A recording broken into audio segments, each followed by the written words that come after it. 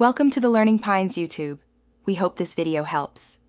In this video, I will explain how to file a complaint with the RBI Ombudsman. Before approaching the Ombudsman, you must first file a formal complaint directly with the financial institution involved. You then need to wait for their response for up to 30 days or until they reject your complaint. Only after these initial steps can you proceed with your grievance. This ensures the bank has an opportunity to resolve the issue directly first.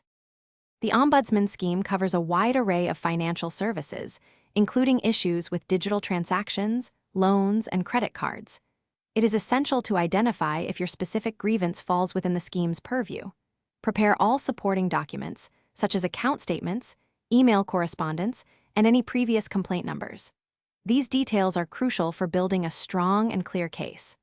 Thorough preparation streamlines the entire complaint process. To file your complaint, navigate to the Reserve Bank of India's Complaint Management System portal, which is a dedicated online platform. You will need to register using your mobile number and email address to create an account. Carefully fill in all required fields on the complaint form, providing precise details about your issue. Remember to upload all your supporting documents, ensuring they are clear and readable before submitting. A comprehensive submission helps expedite resolution.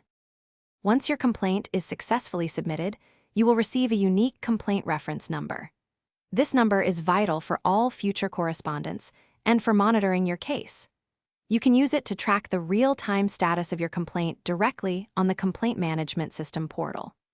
The Ombudsman's office will review your submission and keep you informed about its progress, including any requests for additional information or a hearing. Stay patient as the process unfolds. Thanks for watching.